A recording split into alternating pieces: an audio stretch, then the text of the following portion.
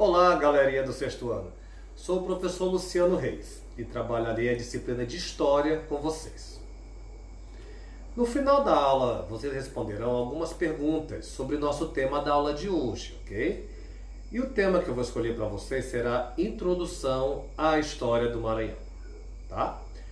Olha, galera, nós não podemos começar a estudar a história do Brasil e do mundo sem conhecer a nossa origem e identidade como maranhenses, ou como moradores do Maranhão. Na época do descobrimento do Brasil, o atual estado do Maranhão era povoado por diferentes tribos indígenas, origem indígena, claro. Os primeiros habitantes do Maranhão faziam parte de dois grupos indígenas, os tupis e os gês. Os tupis habitavam o litoral, já os gês habitavam o interior. Os dois povos indígenas que pertencem ao grupo tupi são os guajajaras importantes e os urubus. Os guajajaras e os urubus apenas foram pacificados agora, no século XX. Os dois povos indígenas do grupo G são os timbiras e os sacamecas. Diversas tribos do Piauí entraram no Maranhão e isso ocorreu no século XVIII. Vamos ver isso mais tarde sobre tribos indígenas numa aula específica. Naquela época, esses povos indígenas piauienses escaparam para evitar os brancos que os caçassem. Sempre caça de branco contra indígenas. É assim, a nossa colonização é violenta. Não existem notícias feitas sobre exatidão a respeito das primeiras expedições que começaram a explorar a costa maranhense.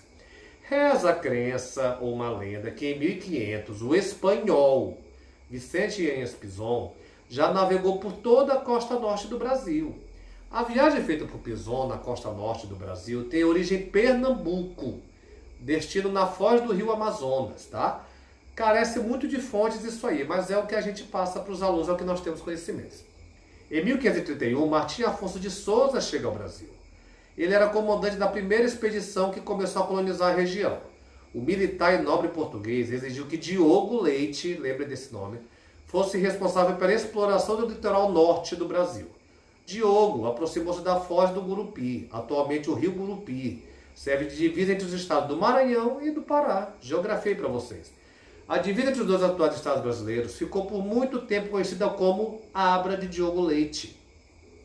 Em 1534, galera, quando Dom João III, o rei de Portugal, quando Cabral chegou aqui e invadiu o Brasil, decidiu dividir a colônia em capitanias hereditárias. Os portugueses ainda não chegaram a colonizar o Maranhão, não queriam, não tinham interesse no Maranhão. Um ano depois, Dom João III concedeu a terra a 3 fidalgos, que eram homens de sua confiança. Vamos ver o que é fidalgos depois, tá? João de Barros, Fernando Álvares de Andrade e Aires da Cunha. Os primeiros idealizaram seu plano para a tomada de posse da capitania. Esses donatários encarregaram sua execução. Quem vai fazer? Aires da Cunha. É o nome que cai em concurso, é o nome que cai em provas. A capitania do Maranhão foi uma das subdivisões do território brasileiro no período colonial. Seu primeiro donatário foi Fernando Álvares de Andrade, que recebeu a capitania em 11 de março de 1535. Aires da Cunha ficou encarregado de fazer a posse, ocupar, não deixar os invasores chegarem aqui. Veio ao Brasil no mesmo ano da sua doação. Eram terras doadas aos capitães. Durante a viagem, 10 veleiros, 900 homens de armas e 130 cavalos estavam a caminho, mas a frota afundou nas costas maranhenses, devido ao violento temporal, e o capitão faleceu, assim como a maior parte dos integrantes. A história do Maranhão tem essas coisas, nós vamos ver em sala de aula se Deus quiser. Os sobreviventes fundaram um núcleo de povoamento denominado Nazaré e passaram a explorar o terreno através dos acidentes geográficos fluviais. Entretanto, os indígenas não lhes favoreceram essa ocupação, era briga, os indígenas não aceitavam os brancos aqui. Deu muita violência, deu muita confusão, e daí nasce o povoamento maranhense. Em 1539 foi a vez do outro fidalgo lusitano, o Luiz de Melo da Silva. Esse homem também teve seu navio afundado no litoral maranhense, tá, gente? Estreito dos Mosquitos.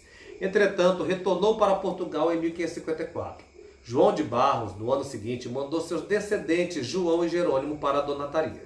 Naquela época, os ordens franceses, já tinham entrado aqui no Maranhão. De acordo com a narrativa de Jerônimo, dada a Dom João III, Os franceses edificaram com materiais de construção na época casas de pedra e já faziam comércio com os indígenas. Os franceses tinham interesse nas terras que os portugueses não queriam. Tá? Crianças, vamos responder as questões que eu vou deixar aqui no fim do vídeo, ok? Na próxima aula falaremos sobre a invasão francesa e a épica Batalha de Guaxenduba. Tá? Por hoje é só.